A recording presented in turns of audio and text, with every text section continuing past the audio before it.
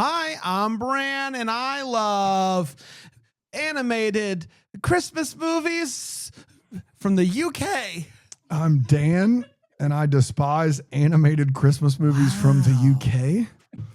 I'm Alonso, and 'tis Brillig, and this Is the Deck the Hallmark podcast. Deck the Hallmark, it's his podcast. I don't know. Brandon and friends host this podcast. We hope you like this jolly podcast. And lost his yeah, consonants. I believe 'Twas Brillig is from Lewis Carroll's Jabberwock, if I'm not mistaken. Am I mistaken there? It is from the Jabberwock. 'Twas Brillig in the Slithy Toad, right? Yeah. See, Yes. look at me. I know things. I heard some of the words you said before. They mostly made up. That's kind of the And whole who's thing. who's Debbie Harry? Sorry, I can't help you there. Blondie? No, my speech and debate teacher in high school made us memorize the Jabberwocky and give a dramatic reading. Gotcha. So it is clearly and it stuck with you. Stuck with me. How about that? What? We do have that clip. We don't have that clip. We did not Toads record and it. stuff. No. Jabberwocky. I was Baby Jack as a high schooler, which is a weird. People don't know that about me. Weird coincidence. How you doing? It's Baby Jack in the house. Baby Jack, what are you doing here? Where's Jax? Jax isn't here. That's Alonso. This Hi, is a Alonso. different It's show. nice to meet you. Hi, Baby Jack. I'm sorry I don't recap your show. So Are we you a never big met. fan Of the recaps? Absolutely. of me? Yeah, no, nobody's a fan of you. Of me? Your honest thoughts. Go. I can handle it. He's a prima donna. No. He is. Alonso, your honest thoughts on Baby Jack. I think it's great that you're working. Oh, Wow. I can read between the lines, Alonso. Wow. I know where you live. This is what you get for coming on this is what you get for coming on this program. This is not your lane, Baby Jack. What do you mean it's not my lane? It's not your lane. When Calls the Heart is not on the air right now. Joke's on you. I can't drive. Yeah, I don't know what that has anything to do with the lane. Doesn't matter what lane I'm There's in. no I can't lane. drive. My mom's driving me. I got a sippy cup. Got it. So you heard that there was a tape of me as a high schooler doing Yeah. the Jabberwock, Yes. and you thought that was your moment. Yeah, I thought I could do That it. you just hop on in and do this bit. As you said, I'm not working right now. You're not. Baby Jack, you want to lay some Walrus and the Carpenter on us? Well, I don't know what you're talking about right now. I gotta be honest with you. God bless. Man, What is that? nothing gets Baby Jack out of here like not understanding what people are saying. What's the walrus and the carpenter? It's also part of Alice in Wonderland. Oh gosh. My Alice in Wonderland knowledge is very slim. And it is seen in some circles as a metaphor about religion, where the walrus is the Buddha, and Carpenter obviously is. That's Breakfast Jesus. in Hell at Breakfast in Hell Pod. And they mislead the oysters so that they can consume them. Wow. There's a lot going on there. Some deep stuff happening there. For those of you that are wondering what's with all the Alice in Wonderland talk here, we're talking about the night before Christmas in Wonderland today. Did we make this up in an episode of Deck the Hallmark? We did not. It is Actual movie. an animated movie, and upon Googling it, last week I said it was a Hulu movie, and the other day Alonso texted was like, it's not on Hulu, it's on Prime. But it was originally on Hulu. But then you pointed out it's actually a Universal movie, so it probably should have been on Peacock. Yeah, nothing makes any sense anymore. But it was released on November 15th, 2024 on Prime Video and Hulu in the US. And I guess Hulu dropped it. But I don't know. I can't make heads or tails of any of it. There wasn't a unicorn to be found in this All movie. I remember is the poster that during the holiday season had a Hulu logo on it. That's all I remember. And so they said, no, we're done. No, we don't want to do it anymore. We don't want to do it anymore. Logic has left the building in this regard. Now, like Warner Brothers is divvying up the TV and the studio, and it's all a nightmare. It's a mess. It's a mess. And the best thing is just don't worry about it and get Philo. Philo.tv/DTH. Makes it easy. Makes it easy. Boom. Makes You don't it got to easy. worry about Ton all and that ton. nonsense. That's right. Let's talk about the movie, shall we? November 15th, 2024, and it went a little something like this. It's the night before Christmas, and there's All an through the elf. house. Nope. There's an elf band playing out in the snow, and they begin playing an absolute banger of a song, and that's when Dan remembered that this was a musical. I didn't remember. I And didn't know it. He didn't know it. Yeah. He didn't know it. Santa begins to sing a song all about preparing for Christmas. It's showtime, baby. There is one letter that one of the elves discovers has been left behind, and so these elves try to run to catch Santa before he takes off. One of the reindeer, Robin, gets sick and has to stay home. So that's a part of the movie. The elves come running out just in time, and Santa opens up the letter and finds out that it is from a little girl who calls herself the Princess of Hearts in a land called Wonderland, who is hoping that Santa will finally visit them this year. And he decides that he's going to go visit Wonderland first, and the reindeer are not having it. They've read some books. Wonderland is mad. Santa reminds them that he's Santa and everyone deserves a gift. Robin realizes that Santa left behind his SOS button, so Robin flies off to try to get it to him. We head to Wonderland, and we find out that some of the folks in Wonderland secretly celebrate Christmas behind the Queen's back because the Queen has outlawed Christmas. She heads off to sleep just as Santa lands on the roof.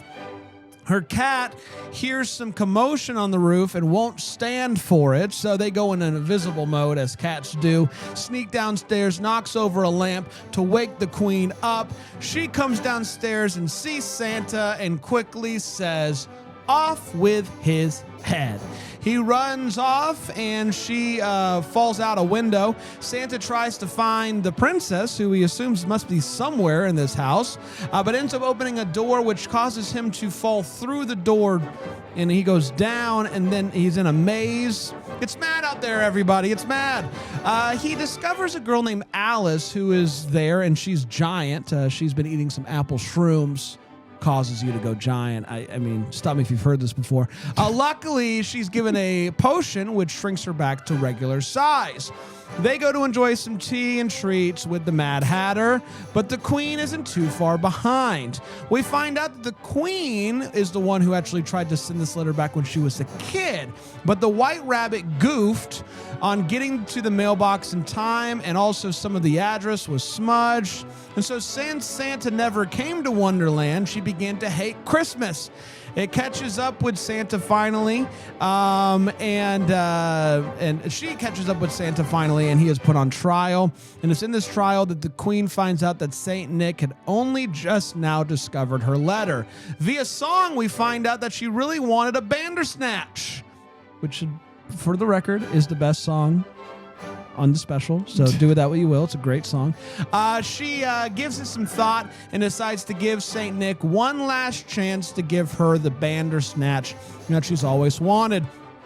But Santa and the gang took some of the shrinking juice to escape from jail before she can show up. When the Queen gets to the jail, she finds it empty and gets real sad. Luckily, she's able to track down Santa again before he leaves, and he gives her the gift that he had, and she opens it up, and it's coal. And he explains that that's what happens to a gift when someone who opens it who hasn't been nice. It turns to coal. The only way to get the gift that was in the box is to turn your life around and be kind. So she decides to let Alice go, but keep Santa there until the gift turns back to what it's supposed to be. Alice helps the Queen learn how to be kind again. She finds Santa and tells him to give the gift to someone who deserves it more, and they all enjoy tea together and celebrate Christmas. And that, my friends, was the night before Christmas in Wonderland. We did it. Yes, we did. Let's take a quick break. We'll come back. We'll break this movie down with 4 segments here on Deck the Hallmark.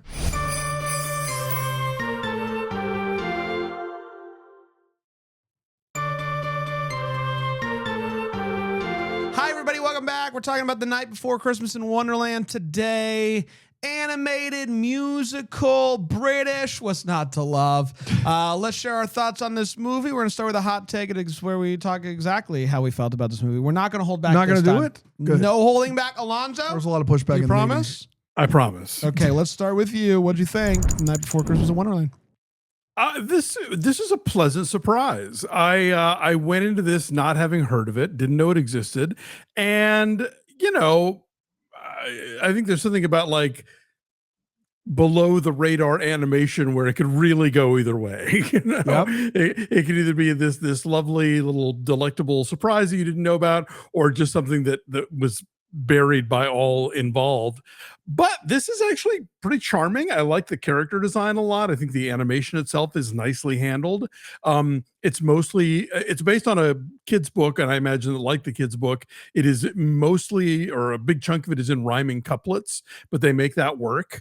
They play around with the Wonderland characters and location and stuff, but also make a cool little Christmas story around it. The songs are okay. Like I can't remember any of them now, but I wasn't doing Kegels while listening to any of them, so that's a plus.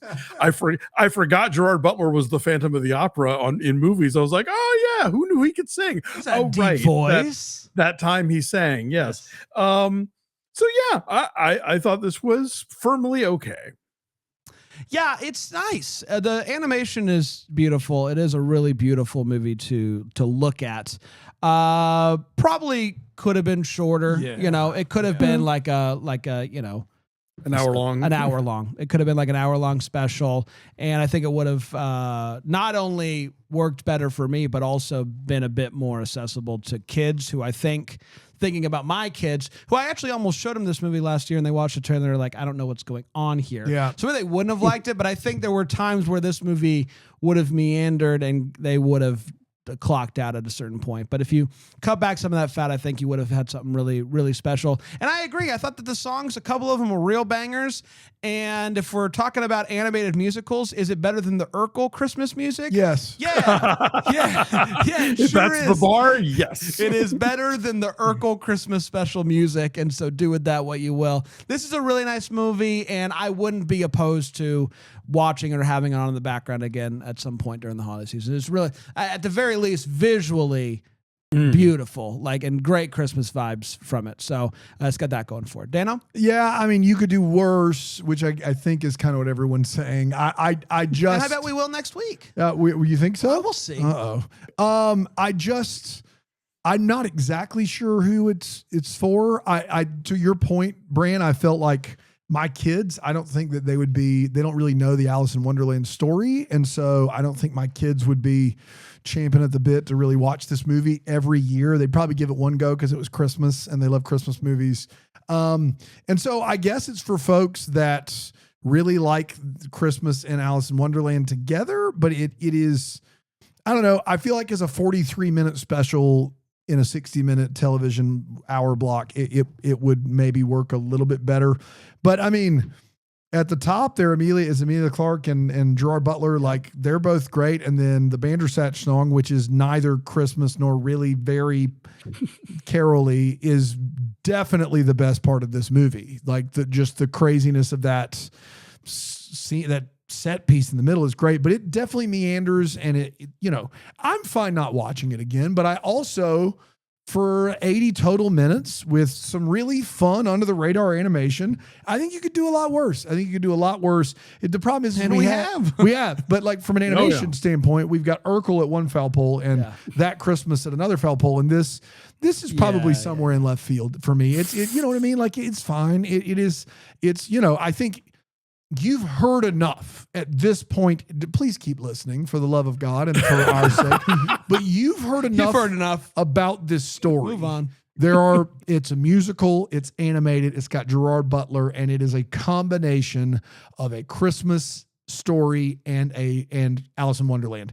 If that is speaking to you and resonated deep in your bones, then yeah, absolutely go check it out. If it isn't, and you're like, I don't really know if this is for me, I just kind of thought, I don't really know who the target is for this, aside from the aforementioned combo of those fans.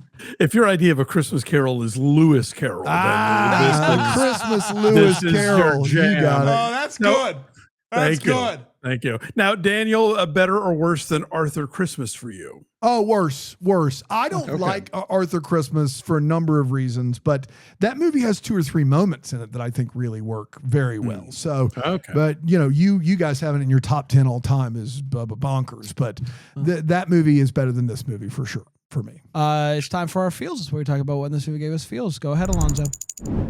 Just like little, and this is a very British thing, but like little understated things that made me laugh, like the sight of a reindeer on a bus, the bit Yeah. with the caterpillar and the slide whistle. Yeah, really When funny. Also, I got to give it up for this movie. I did not see the twist. Yeah. Yeah. Did Well, not see it coming. I The thought comedy it was surprised. might be, but then I just, they did do a good job of not telegraphing that. Especially Yeah. because Santa doesn't really get a chance to explore the house No. all that long to where you Right. kind of forget about it. Like you're like, oh yeah, I guess he just hasn't found her yet. So Yeah. it was nice. It's interesting that you bring up Arthur Christmas because we've talked about Arthur Christmas and how like the way that they do like delivering presents has been like, oh yeah, that makes sense. That's how Santa does it. The coal This is mine. explanation This is in mine this too. movie Yeah. is really great. The idea Yeah. that Santa doesn't just hand out coal willy-nilly. He gives a gift to every kid. But if by It's some the kid who it's makes the it kid cold. that makes it the coal was actually really It's a very I- dark thought if you think about it. it is, but it's well done. But It what's is- darker, Santa watching This- everybody They are this and being is, like, "This kid is this naughty." is a Here's more This is Armenian. entirely on you. Yeah, this is a much more Armenian take on the lore of Santa Claus. But I love the idea of Santa giving everyone gifts, and then you personally, when yours turn to coal, that's how you know you were a bad person. That's a pretty dark, even for a Lewis Carroll themed Christmas movie. That's a dark thought. That's a dark thought. And it was easily the most interesting part of this movie for me. It's Santa being up there going, "You suck. You're great." That's bad. That's a classic Calvinist bad. This is more of all those decisions I made all year long are coming home to roost. yeah, This poor 8-year-old's like really rethinking his life. yes. Watched the gift turn to coal right in front of his face. At one point, this was something I really wanted, but because of That's me, right. That's right. It was all because of me. That's exactly right. Now, do you think that a gift can, after you get the gift, say you were really good this year, the gift can't turn to coal mid-year? You talking right? rollover gifts? You mean the last one the go last back? gift. So let's say this December you open up and you've got a Santa tank from the Santa Claus, right? Total tank. Total tank. And isn't that a pretty picture? Isn't that And in a panzer? you're like, oh, this is great. In July, if you're out there like, being a real doofus, D-bag. Yeah. it's not going to turn to coal, right? I think it's I think that is the gift on Christmas morning is how it's been. that's the determining factor for the previous year. But the gift apparently the coal can can turn become into, the gift. That's right. yes. Yeah. The coal can become the gift, but not vice versa. That's right. You can always become a better person. You don't get Santa's not going to do a takes back. No. Yeah. Got you. Okay. Cool. Great. Let's Pretty dark thought though. Let's be honest. take a quick break. Glad we settled that. It is clear as crystal. Let's take a quick break. We'll come back. We'll get to the way one, the weather hallmark here on Deck the Hallmark.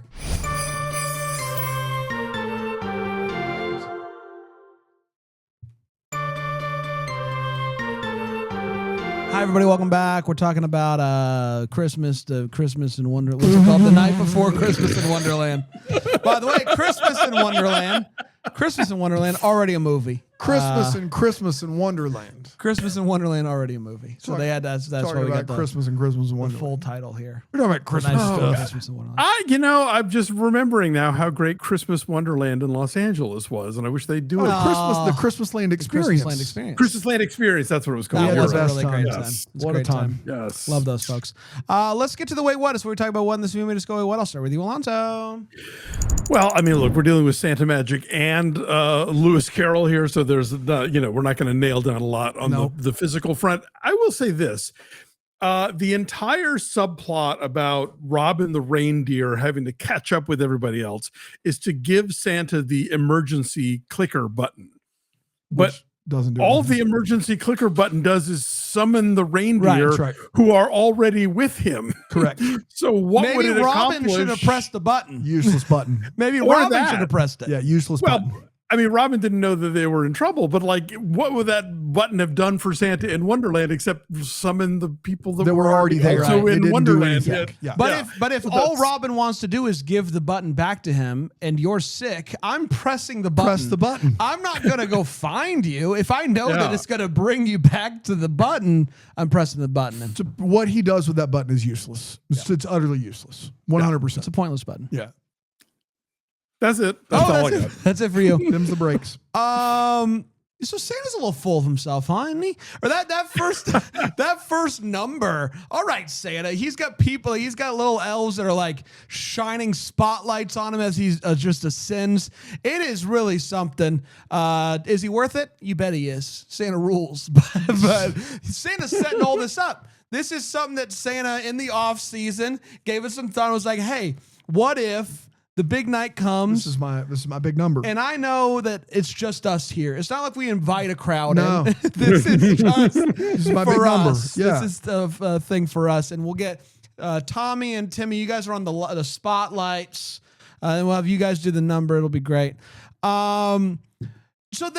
I was confused at first because we get Robin out of the gate, right? We get Robin the reindeer. That's the one that we know the name of. And Dan and I were both like, well, who the heck's Robin? We don't know who Robin is. They must not like have the rights. They can't do Rudolph. The Dasher, Dancer, Prancer, Vixen, Comet, Cupid, Donna, Blitzen. I could do this all day.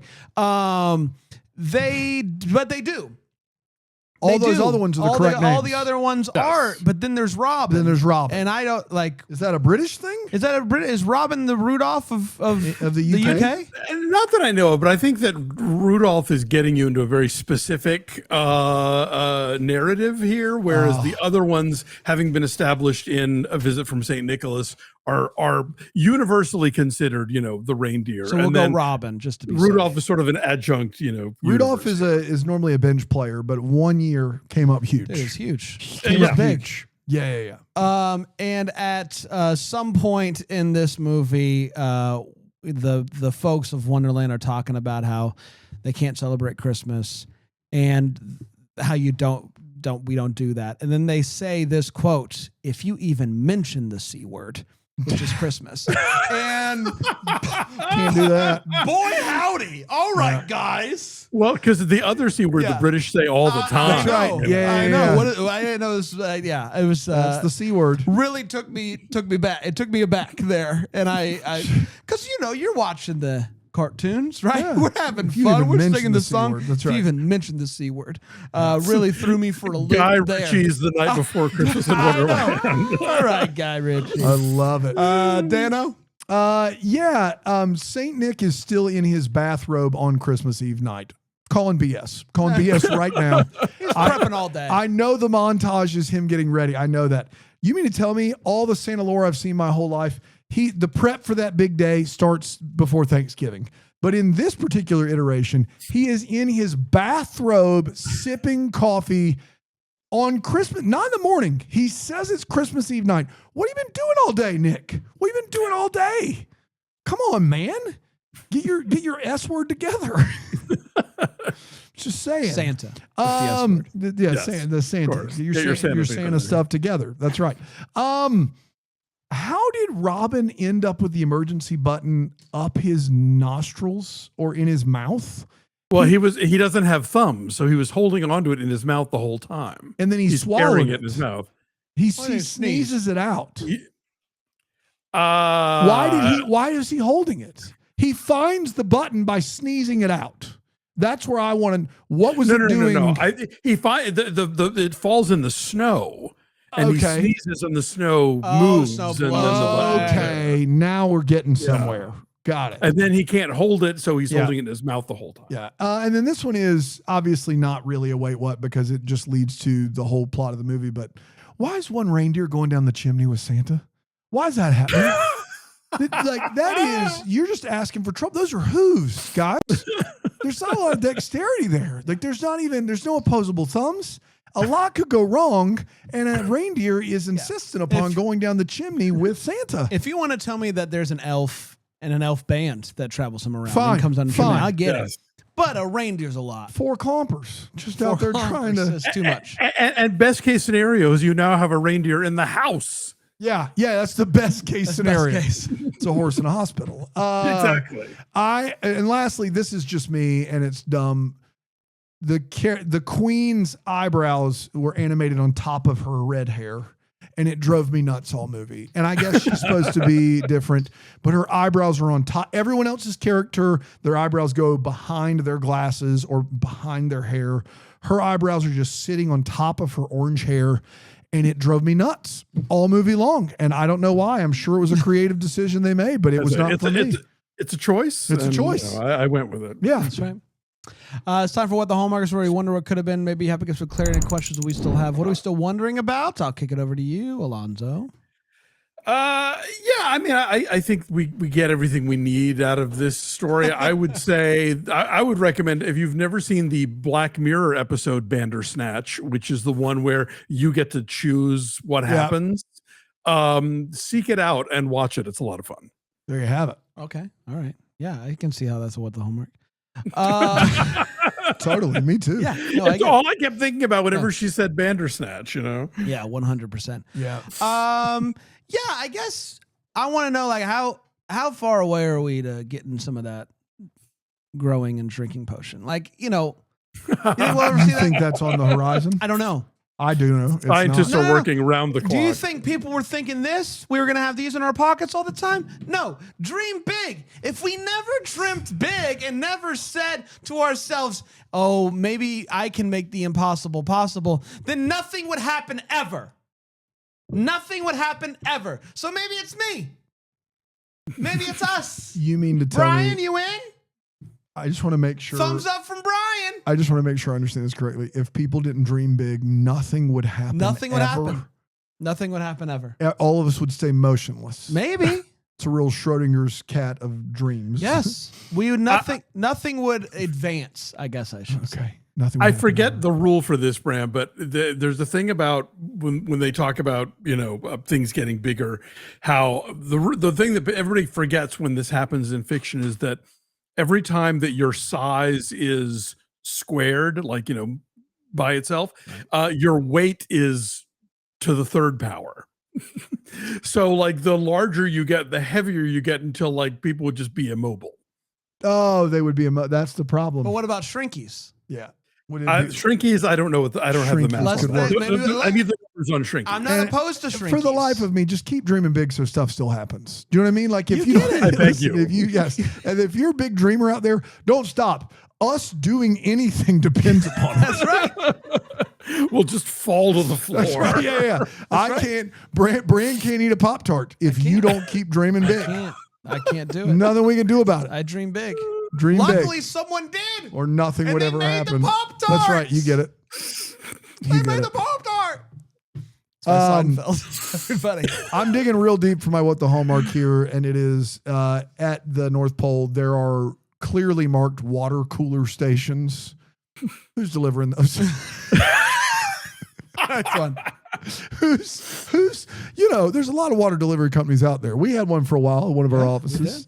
Who's doing that? Someone dreamed big. Do you know someone? Maybe they just put snow in a barrel and bring it inside. But I mean, it's clearly like a branded, like maybe you guys, when you're up at the North Pole for Christmas morning, you still do that show, we right? used to do it. Yeah. Okay. You Alonso's been there. You could dig in and find. I heard he went up and did one when you were gone, and you didn't even listen to the episode. I listened to the last quarter of it. Wow. Yes. Wow. Gee, thanks. Yeah. Thanks. Gee, thanks indeed. Yeah, who's delivering those water coolers up to the North Pole?